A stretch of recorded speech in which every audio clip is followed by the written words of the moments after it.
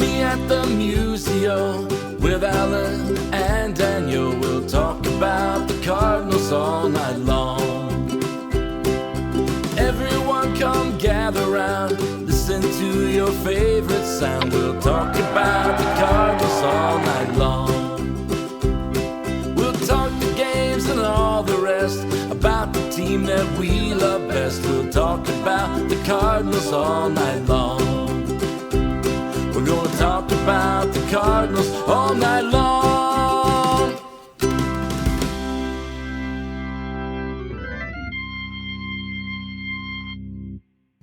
Good evening and welcome into another edition of Meet Me at Musial. I'm your host, Daniel Shopta at C70. With me not is Alan Medlock. He's still out doing somewhere else, but we raise the bar, we bring in the high quality guest.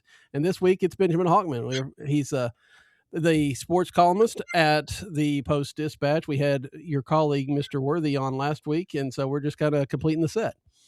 I love it. And as someone who grew up in St. Louis and met people at Musial, meet me at Musial is an important phrase in my life. Yeah. It's the catchphrase that's why we went with it. It's a touchstone, and it's an easy thing to do. Yeah. I think the last time you were on, so it's been a little bit, is you had just finished up your book on the 2011 season, and that was out and being published. I wanted to talk a little bit about that now, and how that was received and what that whole process was like for you. Yeah, I mean, it was one of the neater experiences of my life.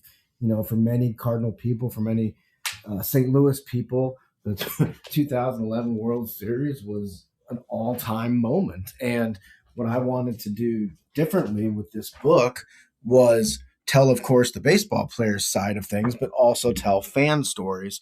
And I was able to tell 11 fan stories in the book called 11 and 11. And I'm just proud of what I'm proud of my work, but proud of the people who shared their stories and how they touched so many people who read their stories.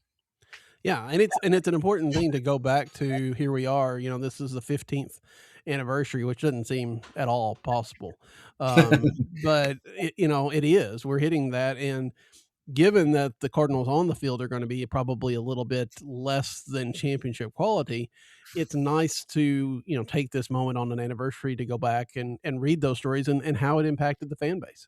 Yeah, totally. And then we have some connections to the modern day with John Jay and Descalso being on the coaching staff.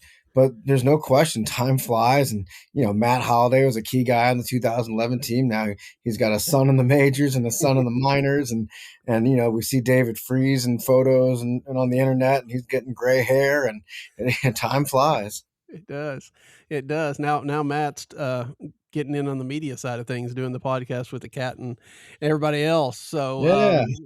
it's interesting how roles shift and baseball, we think of baseball as this, long-term thing because the season's long and careers are longer than they are in some sports. But even so, blink of an eye, you shift eras. And that really feels like where we are with the Cardinals is a major shifting point. No question. This year will be weird. The last couple years were weird, to be honest. But at least it's the start of something fresh and new. And with Chaim Bloom and his staff, there's this optimism that, like, all right, here's their chance. With Mozeliak, it was like, all right, I think it's over, right? Like the guys had a chance to rebuild, refresh, whatever they want to say, retool, and it's not working. So now at least there's optimism that we can all kind of go on this journey with Chaim Bloom and his staff. But the reality is the Cardinals on paper don't look like a very good team this year. So we're going to have to kind of, we being the media, you being the fan, everybody, podcasters, everybody's just going to have to be like, all right, what are we going to hold on to, grab onto this year? Is it just picking a couple players like J.J. Weatherholt or Victor Scott or Mason Wynn, and just kind of like growing with them, if you will, and watching them rise? Because I don't think the Cardinals are going to win 90 games or anything like that. Right. I mean, it is, and we've talked about that a little bit so far with the guests that have come on, but how does that change your approach, knowing that it's the first year in a long time? Even even last year, I think we knew that there were going to be struggles, but there was still that idea of, well, you've got Sonny Gray, you've got Wilson Contreras, maybe, if everything breaks right, this was a wild card team, and now you go into a season for the first time, maybe since the early 90s, with a team that you don't have any expectation of even being a 500 team. Exactly. Yeah. So, I mean, it's tricky from a media standpoint. Like if like generally, like if a player is playing terribly, someone in my job or Lynn Worthy's job is gonna, tell it like it is and rip the player and the whole thing. But now if Weatherholt is terrible early on, you don't label him a bust or anything like that, because I mean that's just the growing pains. You look at the guy from the Kansas City Royals last year, Jack, who had a like an OPS in the fives, but I don't think the Royals think he's a bust just yet. So it'll be interesting how we handle that from a holding the team accountable standpoint. But I guess on the other side of it though is Gorman and Walker, who so many eggs have been put in those two baskets, and right now those eggs have cracked. So what if those guys struggle again this year? Yes, I think it is fair to be like, all right, just end this. This is infuriating, and the runway has run out, so to speak. And I'm hoping that doesn't happen for those guys, especially Walker, who came in with such high hopes and hits the ball so hard. And you hope and want him to be the next star in St. Louis. He's likable and everything like that. But okay, let's get some OPS going. Mm-hmm. Right. I mean, there's only so much so far that carries you. Do you feel like, I mean, again, it's a change in front offices, and I think that has helped kind of reset the hope and faith meter, if you will. But when you look at Gorman and Walker and the struggles they've had, does that make people feel more concerned with, like, if Weatherholt does struggle, that they're thinking it's the same story, second verse, or is there still going to be that faith that they can, he can work it out? That's a good question. Yeah, of course. Like I'm playing it out in my head. Weatherholt's terrible in April and May. Of course, the radio shows and Twitter and what have you would be like, oh, here we go again.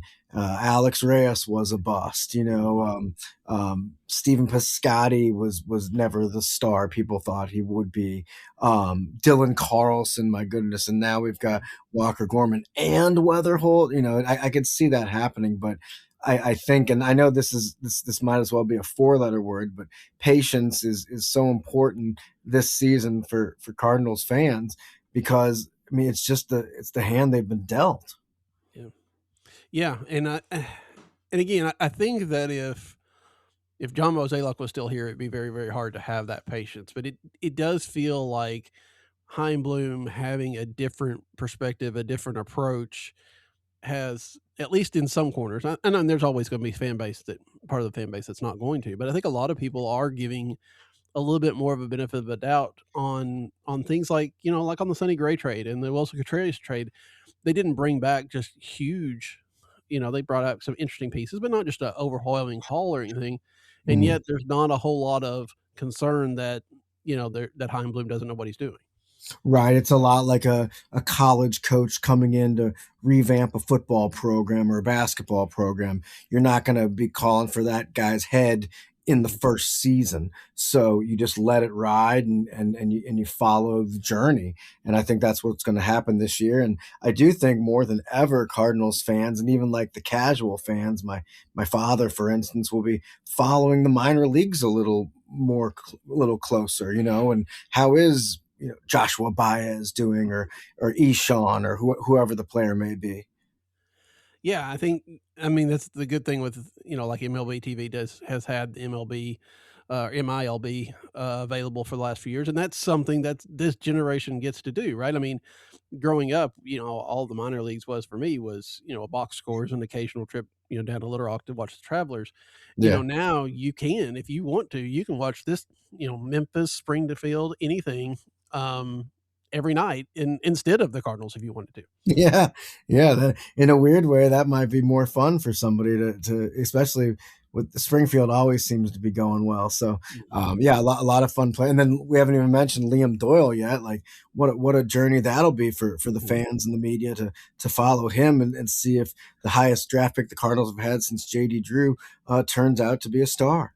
Yeah, yeah. I mean, there are a lot of interesting uh, thread lines, I guess, for lack of a better word, this year, and it feel like, I mean, and you could talk to this better, but it felt like the last couple of years there was a lot less of that, right? There was, okay, yeah, is Gorman or is Walker going to hit, but it also felt like, you kind of knew what you're going to get with some of these guys, especially when you had the veterans that were struggling. You hope that they could rebound, but you kind of felt like going into the season, you still had a pretty good idea of what the season was going to be like. And this year, it's all wide open. Exactly. I mean, a couple years ago, I mean, with it's sad because few humans care more about winning than Nolan Arenado. I've spent a lot of time around him. I knew him when he was young in Colorado, and I was a columnist for the Denver Post. And then I came home to St. Louis, and he got traded to St. Louis. And here's somebody that just yearns to win. So I feel bad like saying this, but I'm sure in a private moment he might admit it too. Like he ended up being one of the big problems and the reason why things went south because they were banking on him to have an OPS in the eights, and instead he's having an OPS in the sevens and sixes. Mhm. Yeah, it's so frustrating. And I don't want to say frustrating is not the word. It's sad, I guess is probably the better word, of Mm-hmm. how that whole saga went, because there was such high hopes, and I know he wanted to be in St. Louis, and his comments since the trade even indicate that, in an ideal world, he would not have left St. Louis, but between his fall off and the team's fall off, there really wasn't any other option. And I'm glad he's in a spot where he can at least be on a contender, but not necessarily having to shoulder all the load. Yeah, when I saw originally that the Angels were looking at him, I was like, "Oh man, poor guy. That's not what he wants. That's not what anybody wants." So to see him go to the Diamondbacks, a team that has a lot of great players, and I mean, was in the World Series just a few years back with a lot of those same players. There's optimism that that team can crack October, and Arenado will be at least some part of that. Yeah, hopefully so. And But that's a you tough know, division, though. yeah. I'm speaking out of both sides of my mouth here. On one hand, yeah, maybe they can make the playoffs. On the other hand, like, can they even finish 500 in that division? But I mean, that's the thing. I mean, at least there's a chance there, right? Yeah, I mean, because no slam dunk contender was going to take on Nolan Arenado, I don't think, because they didn't right. necessarily need him. And then, then it was, we heard or heard reports that, he kind of turned down a trade to the A's if they were interested, but why would Hmm. you go there? And like you said, the Angels, he might have accepted that, maybe not. Um, so Yeah, I mean, I got to be said, I was really surprised that they kind of found that sweet spot for a team that's still in contention, yeah, that could still use him. yeah, totally. Yeah, happy for him. Very happy for him. Mhm. So what have your thoughts been about this offseason? We've talked a little bit about Nolan, but there's been a lot of trades gone out and a few signings here and there. What are your thoughts on this first offseason of Chaim Bloom? Well, I was really fascinated about the connection between the ownership and Heim's people when it came to that trade for Sonny, when they were able to take up on the money, pay that extra money in order to get a better prospect. And, that was good collaboration there. And, well, and that guy's young. I think he's a single A pitcher or something like that. But, it speaks to the strategy. I mean, the Cardinals, you want to believe Hyman and his guys know what they're doing. And no, not every prospect they get this offseason is going to be even a St. Louis Cardinal, let alone a great St. Louis Cardinal. But there's reasons to be optimistic about a lot of these moves. And yes, with the Arenado one, it's more of just like, get this guy off the books, get this guy out of the field. And I know it sounds weird. He's, the greatest third baseman, greatest fielder of his generation. But the idea of like open up a spot for Gorman, for Weatherholt, and let the new guys get their at bats. Yeah, I don't think I'd ever imagined a day where the Cardinals payroll is 60-40, 60% here and 40% somewhere else. Right. That is Right. just amazing. And then I don't know. I don't know. Is it? just Chaim Bloom was able to come at it a different way, or did it just take the Cardinals getting to this kind of, you know, rough situation for the ownership to realize that this is the way baseball works now? Good question, and I'm not sure. It's easy, and I hope I'm not being naive when I say this, but it's easy to be frustrated about Mozeliak being unable to pull off an Arenado deal last offseason. And I know he reportedly had one very close with Houston, but the idea of, I mean, here's a guy who's at the time he's only coming off like one like really bad season, and he still had a lot of people still had high hopes from him. MLB Network listed Arenado as a top 100 player entering last season, so you would have thought that the Cardinals not only could have dealt him, but also got a couple prospects for him. But because he had the no trade clause and the list was like 5 teams, of course, we all know what happened. But it's easy to be frustrated that, I mean, if that trade had happened, like right now, we'd be talking about the fact that there's another prospect in the system from the last winter Arenado trade, and maybe somebody else got more at bats. Maybe we would have seen Thomas Sajaci more. Maybe he developed more in that situation. So, yeah. I mean, it is interesting to think about because we never did hear. I don't know that we ever heard any idea of what would have come back from that Houston trade. It was Right. just that he was, they had a deal and he said no, but we never did hear what kind of prospects would be coming back. But it no matter. You're right. They would have helped had some in the system, but the system is improving with all these trades. But I guess maybe I ask you then, what do you think the window is on this team? How long is it before it's a competitive team again? And I mean, we could have some fun with this, and I will say, like a year ago, 2 years ago, a lot of us, including myself, thought that Gorman and Walker could be all-stars, become all-stars. So if those two guys have that in them, like obviously that changes the calculus quite a bit. But I think my guess, the way this is going to pan out with the way the starting rotation looks right now, this is a Cardinals team that's going to, try to get to 81 wins, try to finish at 500. And then next year's team will be, maybe in the wild card race. And it's that 2028 team, that offseason heading into 28, where you're like, all right, they're going to go after some free agents, or they're going to make some big trades. They're going to bolster this team. They're going to spend money. And in my opinion, that's how things will play out. But I hope for everybody's sake that it's accelerated. And some of these guys, some of these ball players came in at winter warm up and they were like, look, last year, we were close to the wild card for pretty late in the season.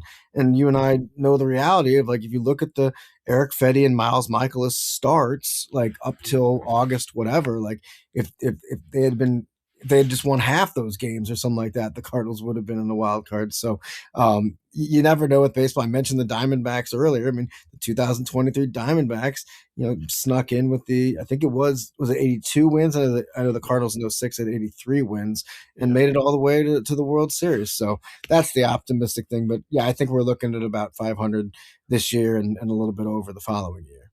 What do you think?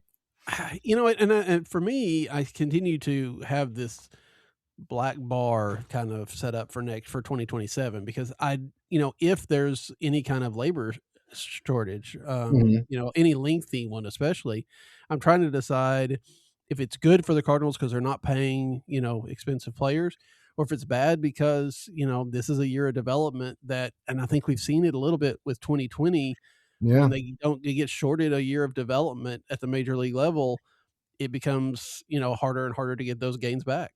Yeah, no question about it. Yeah, so it's definitely a pun intended curveball that we could be dealing with. Yeah, I mean, without that, I think you're probably right. I mean, 2028 feels like, the offseason of 27, depending on what the new CBA looks like, might be when they start spending and filling in some pieces. Or maybe it's 28 where they put a run together with the players they have, and it's, 29 that they've added some players in there. One player that, has kind of been on this fringe because that's about the time his contract ends, Brendan Donovan, still with the Cardinals right now. Do you think that's still the case here in 15 days when camps open up? Gosh, I that's a good question, because I mean, obviously I don't have the direct answer. You want to think that they'll make the trade just to make sure they freed up both second base and third base. Gorman, Weatherholt, let's go. And if they keep Donovan, obviously they're keeping a gritty player and a great ball player and a fan favorite. But yeah, I mean, every at bat he takes, every ground ball he gets is one less than another guy's would have gotten. But the reports are that Chaim's asking for the moon and maybe a few stars too for Brendan Donovan. So with a high asking price, he's probably not going to get a lot of bidders. Whereas maybe at the trade deadline, another team, a hungry team, would make that deal. But yeah, I mean, it just comes down to are you fine with Brendan taking these at bats from somebody else?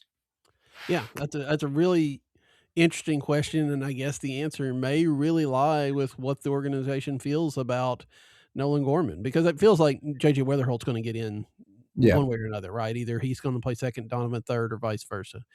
But if the club really feels like they've got to make room for Gorman, then Donovan leaving is about the only option, unless you can, really figure out a way to make him this jack of all trades playing everywhere. And obviously the DH comes into play, but very seldom does a team have one dude. I mean, it's not 1987 in the AL anymore, where you just have like your Rob Deere, taking 500. Right. I mean, he might have been an outfielder, but that sort of guy, just like being the DH every game. Whereas now, it's all about matchups. And I mean, how many different DHs did the Cardinals have even last year? Meaning that if Gorman doesn't have a position, this doesn't guarantee that he's just going to be the DH every day. Yeah, I mean, it didn't feel like you got the David Ortiz or the Edgar Martinez type anymore.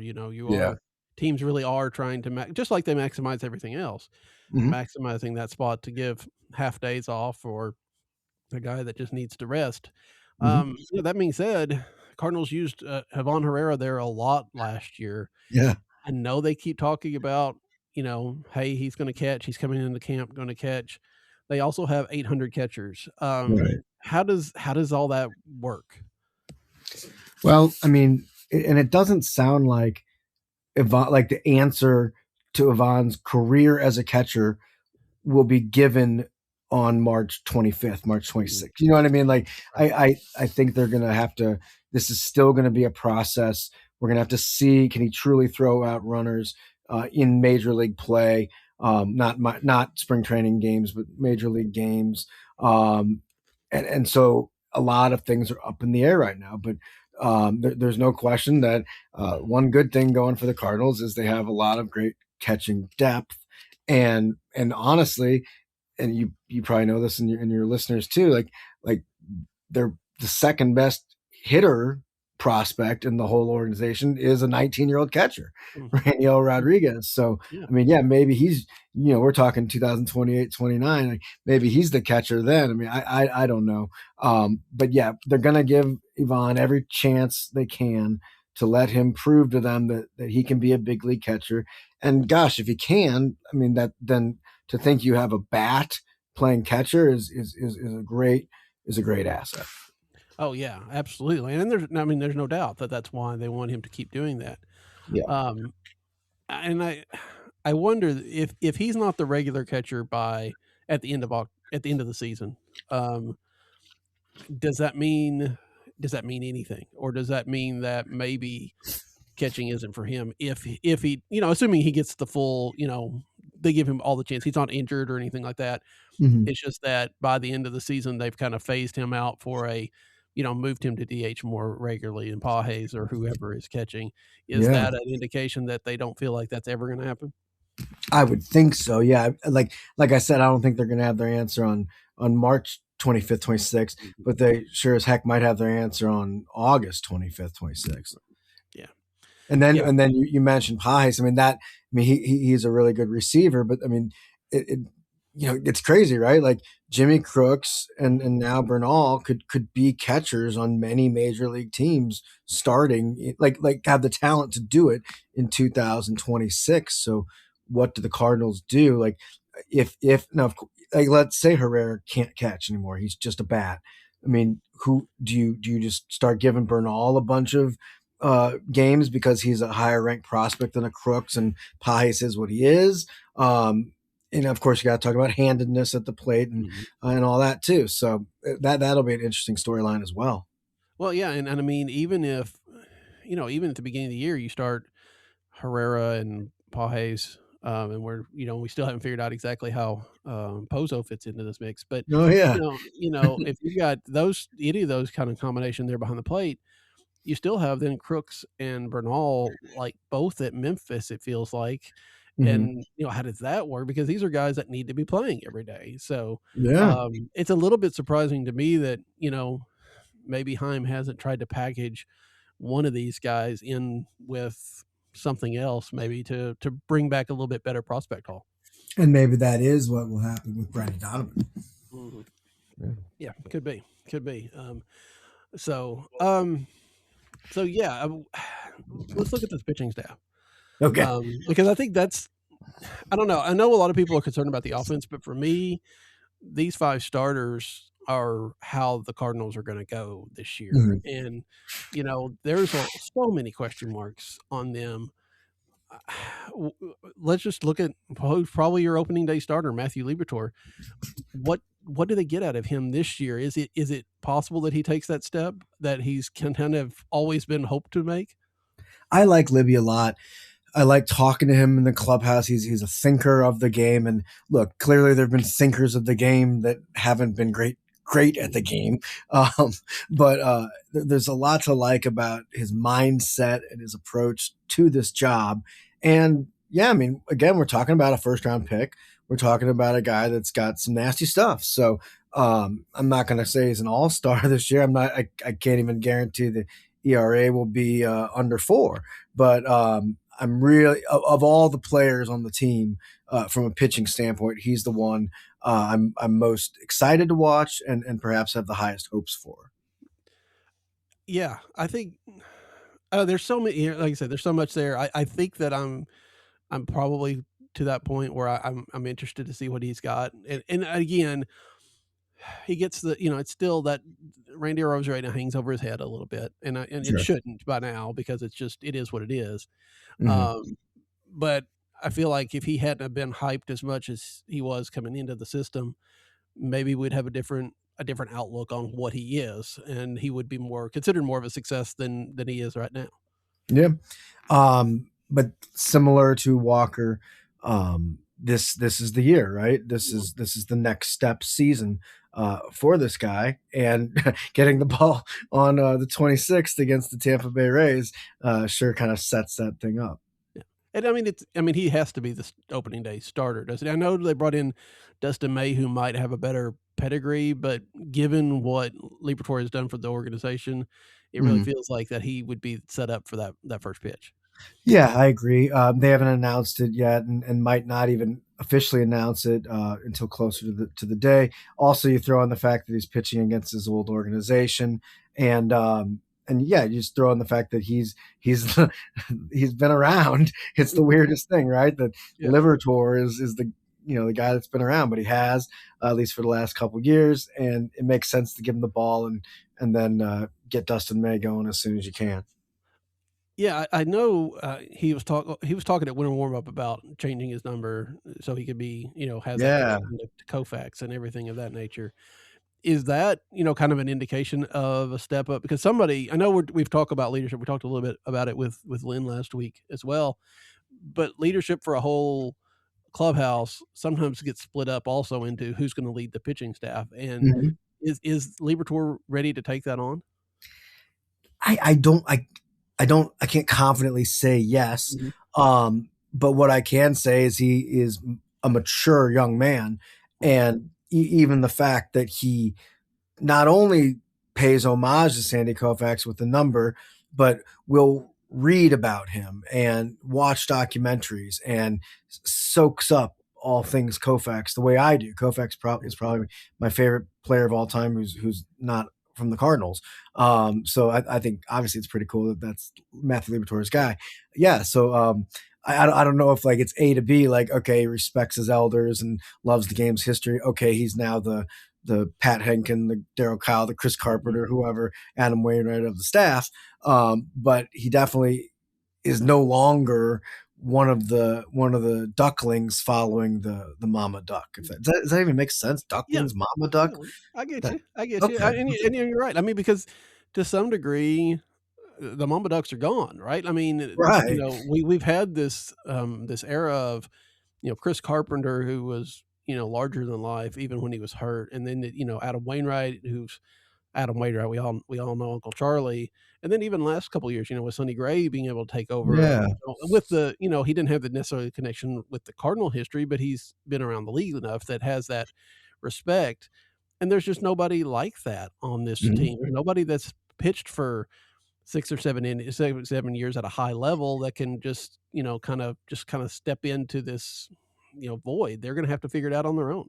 Yeah, I mean, the only caveat to that is that Dustin May has pitched in big games, and it's almost like I think back to Bull Durham when Crash Davis reveals that he had been to the show, and everyone just like looks at him like, really? Like Dustin May, like in the club, I was like, yeah, I've pitched in the World Series, like the World Series. Like it's just funny to think like it's been so long for the St. Louis Cardinals that now these players would be like, surprised and excited to hear about what it's like to pitch in the World Series. But yeah, Dustin May's got a fun resume, and he seems like a big personality too. So if things are going well for him early on, I mean, maybe I'd say by default, but maybe he becomes the mama duck. Yeah. But then if things are going well for him early on, he's probably on the trading ball at July, right? I mean, because that seems to be what the Cardinals' motto was this offseason, was bring in people that if they're doing well, they can be flipped for more of this prospect depth that they need.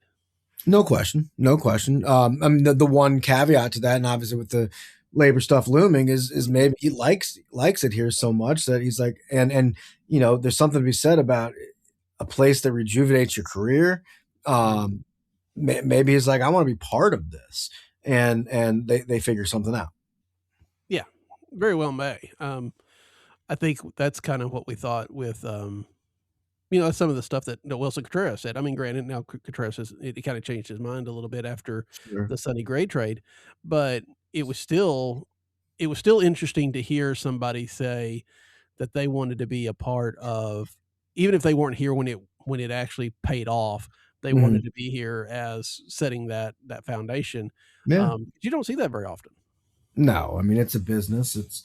Even I think Zach Greinke even like said it once out, like said the quiet part out loud, like, I just will go wherever they pay me the most to pitch. I mean, Greinke's going to say that kind of stuff. Right. Was his own kind of character. But you're right. I mean, that's exactly the way it is. I mean, people very rarely. I mean, we saw this week, Jose Ramirez take a deal that kept him in Cleveland. That what maybe was, it was still very nice money, but less than he would have made on a free agent market. Yeah. So there are times where that comes into play, but it's less and less. And it used to be that St. Louis was that kind of place, and hopefully it will be again. Yeah. I mean, for a while there, it was almost like mythical. One after another, a player comes to the Cardinals and falls in love with the fan base and the Ernie Hayes organ music and the Clydesdales on opening day, and next thing you know, that guy wants to be here for most of his career. It was there was such a run for a while of veterans that would come to St. Louis, and this would be the last place they play. Right. Will Clark came, and he could have after that 6 weeks that he was in St. Louis, he could have played anywhere he wanted to, and he retired. Yeah. McGuire, obviously some Larry Walker. I think of Chuck Finley even came in and never pitched anywhere else again. Tom Hinkie pitched a great year. Had a great year. And and then just said, nope, that's it. It was just, so that's what's been a little bit different than to see Arenado, Sonny Gray, Wilson Harris go somewhere else, and then we're gonna have to we're gonna have to watch them play in these other uniforms where that's gonna be weird. Yeah, yeah. I mean, St. Louis and Cardinals history is one of my favorite things, on planet Earth. My family, my my friends, I guess Seinfeld, and then like Cardinals history are the things I preface it saying like, what is the current state of the St. Louis Cardinals? I mean, like really, it's a museum, and then like that's what we hang our hat on, but that's the past, and the present really is, I mean, they're similar to any rebuilding organization, name any team that's done it, regardless of what's going on across the street in the Hall of Fame museum. Yeah, and that's the thing is we don't know which part of this rebuild is someday going to be part of that museum across the street, right? Yeah. I mean, there's eras, the 70s and others, that there are players that come out of that, even when they're not good, that Mhm. are, worthy of respect, but there's fewer of them. And we don't know necessarily when that's going to show up. Yeah, no question about it. And gosh, do you ever like? I hope I'm not taking it off course too much. But you ever like look at some of those records though, like from the teams in the '70s, and even some of those '90s teams, like if there had been 2 wild cards, Oh yeah. yeah, they make the playoffs, and it's just obviously a different world back then. But I don't want to say it's fun, but it's interesting to like play what if the 1970 whatever Cardinals had made the playoffs, and then they make a playoff run and win another title the way it happened in 06 and 11. So, but yeah, I mean, here's hoping that this is a brief down period for St. Louis, and here's hoping that the likes of a Weatherholt and a Mason Wynn kind of blossom, or I guess to use the bad pun, bloom out of this and become, maybe red jacket ball players. Yeah. Well, we're fine with bad puns around here, so don't worry Oh, good. about that. We'll be using, who knows what kind of blooming stuff we will be using for quite some time on that. So again, we kind of touched on this a little bit beforehand, but going into this season,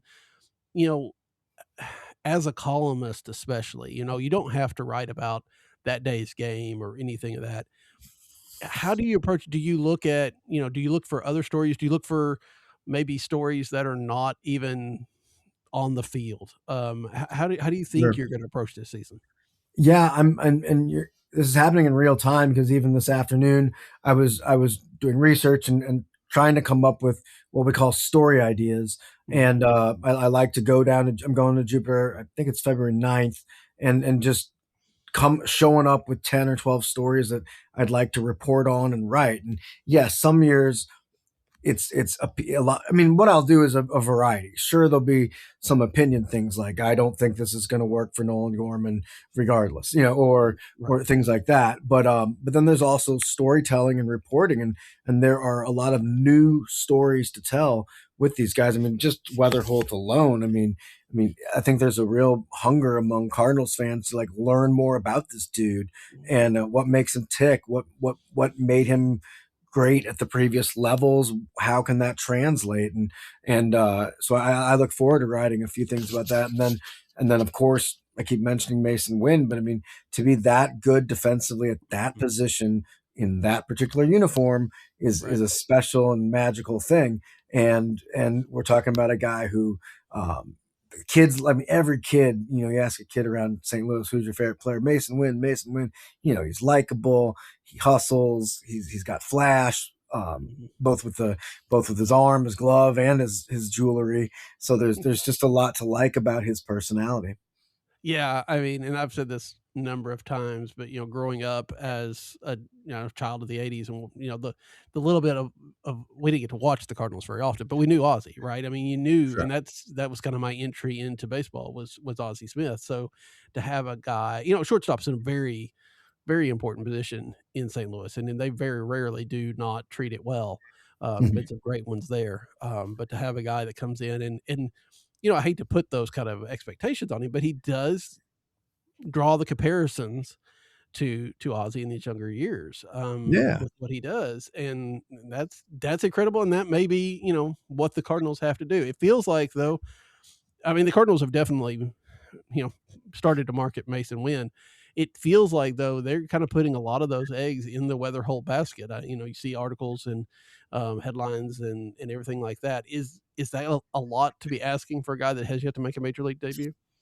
Well, the one thing I'll preface is like when you say the Cardinals are putting the eggs in the basket, like how much and how much is literally the folks that work for the team doing this, and how much is it the me and Linworthy and Derek Gould and Daniel Guerrero and John Denton and everybody reporting on the team, just writing a bunch of stuff about him.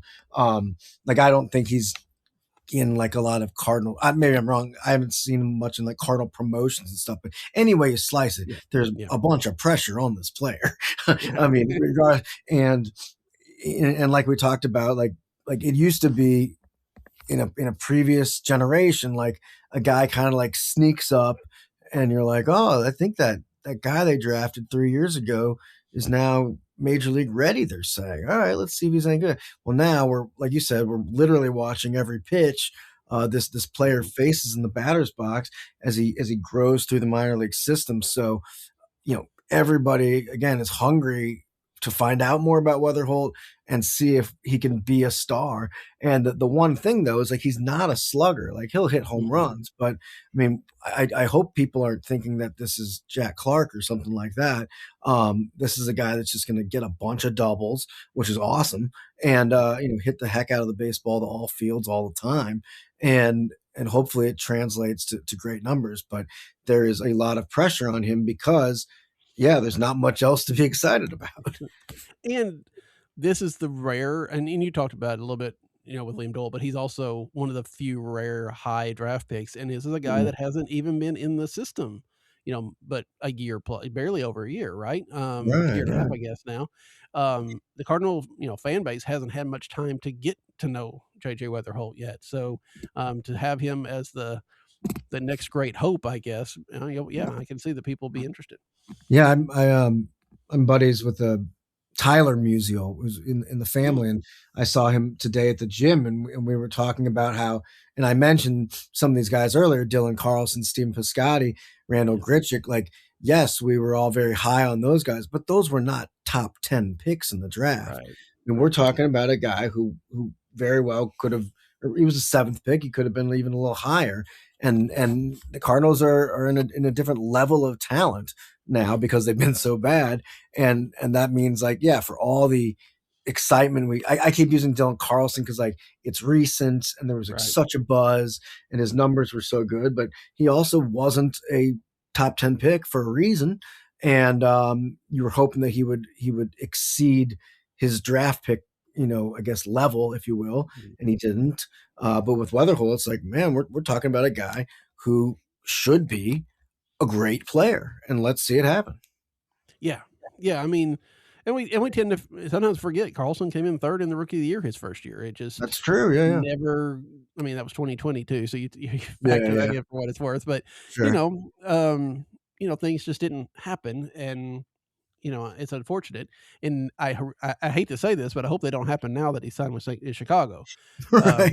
Because if he starts hitting while he's a Cub, right, I don't think we can handle that along with everything else that's going on. It's been tough enough with Patrick Wisdom and who's the other guy they had that was from the Cardinals? Carson Kelly's up there. Carson Kelly, yeah. So I mean, it's not good. I mean, it's much more fun when Wilson Contreras goes to play in St. Louis, than when it goes the other way around. Exactly.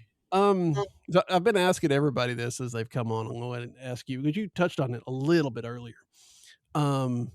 If there's one guy, one person on this team to follow this year, who is that guy for you? Yeah, I mean, I guess it's a tie with Weatherholt and Wynn. Wynn maybe just because he's proven it. He's got the Gold Glove. I mean, he only made 3 errors last year. We're talking about the highest level of defense at a position that we talked about that is so renowned in St. Louis because of Ozzy. And he's a showman out there. And he admitted, like, I don't want to say embarrassed. Maybe he is embarrassed by his offense last year, and he was playing through a lot of pain too.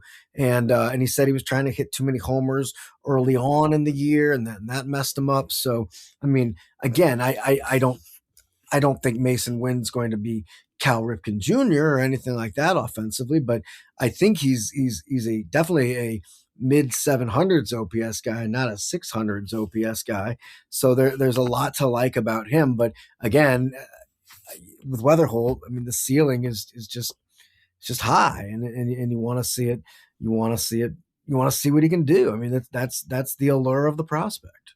Absolutely. Absolutely. Going to win, I just noticed right before we got on that MLB had their top 10 shortstops and they do it through their shredder or whatever the case may be.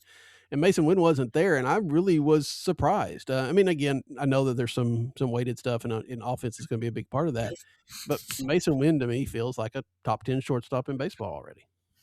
Yeah, I mean, you would think that. I mean, how he got the Gold Glove? He's clearly the best defensive exactly player, maybe the best defensive shortstop in both leagues. So you're telling me that there's 9? It's just there's 10 guys that are better than him just because he had a down offensive year. I don't know. I haven't seen the list, but even I was looking at the top 100 list, and they had like the guy from the Angels and the guy from the White Sox, who's Montgomery, and some of these infielders. I'm like, I think Mason had a better year than they did, but his WAR was just different because his WAR was through defense and theirs was through offense. Yeah. And I wonder how much the decline of the Cardinals factors into some of those things. I mean, it technically shouldn't, especially if they're coming at it from analytical point of views. But especially on MLB, if the Cardinals aren't an exciting team, it becomes difficult then to put their players out there. Yeah, and it's just. This is perfect January stuff, right? I mean, right. There's nothing. Spring training's not going on. There's no data. There's no stats to base for this year. We're looking way back at last year, so let's make a list and debate the heck out of it. That's right. You gotta fill the time somewhere, and I think it's only fair to say that the same process put Brendan Donovan like 4th earlier in the week. So okay, it's not like it's a complete St. Louis bias or anything like that. Okay, yeah. And given the people that work up there, you wouldn't think there'd be too much of a St. Louis bias anyway. So right. But all right, well, so yeah, you're going down to Jupiter then. How much time do you spend down in spring training? Just a couple weeks in February. I prefer to cover spring training before the games get going. I just love the access.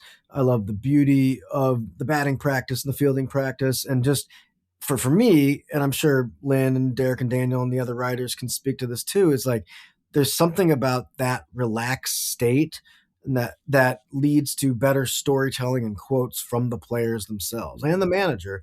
And I feel like, everyone's just a little more tight-lipped once games get going, even spring games, let alone once the season goes. So I like catching a guy, on February 11th, just walking out in his shorts, walk with him to the car and maybe come up with a nugget or an angle that's never been written about before. Yeah, that should be a lot of little nuggets that are out there, I would think, with, like I said, a team that has not been covered to death, I guess, to some degree, because there are still so many young players. I mean, we've seen Gorman and Walker and a few others for a few years, but even so, those guys are guys that hopefully have some changes that they've made and have some approach differences that people are going to want to know about. That's true. Gosh, I mean, I will admit I've written my fair share of these stories, but like I'm just so worn out by the Jordan Walker swing story. Like, I mean, how many? I mean, different.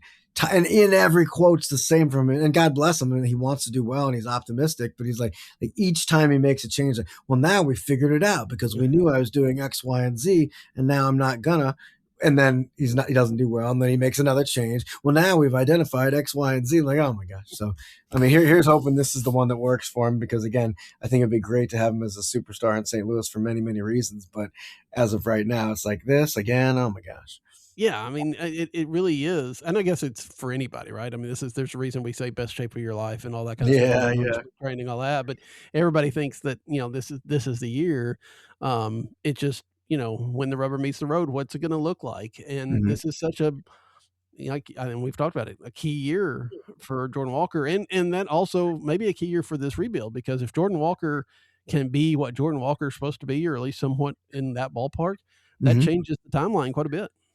Yeah, I mean, there were people that thought the Cardinals last year were going to make the playoffs at this time because they thought Walker and Gorman were going to be 800 OPS guys and could help carry the team.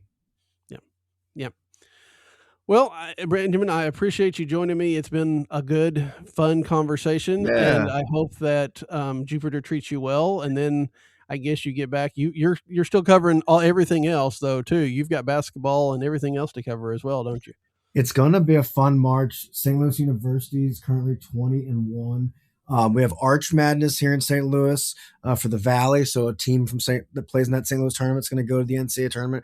And then we have first and second round games here as well. Yeah, you will be without any. You will not have to worry about what you're writing about, I don't think. Exactly. And the video series is going well, I assume. Yeah. I love doing 10 Hochman or 10 a.m. daily dose of sports.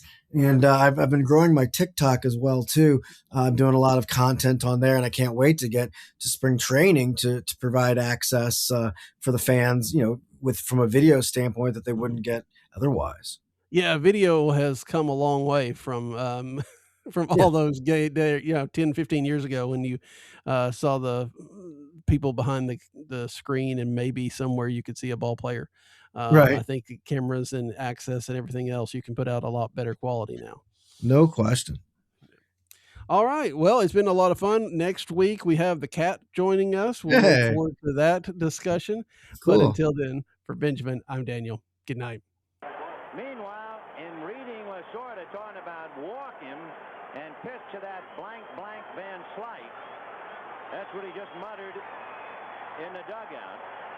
Do I walk him and pitch to that so-and-so? He's not going to walk him. It is Jack Clark and Tom Niedenfuhr going head-to-head, and the ball game on the line, and the crowd on its feet. One way or another, what a way to end. And he hits one to deep left field, and that one is gone.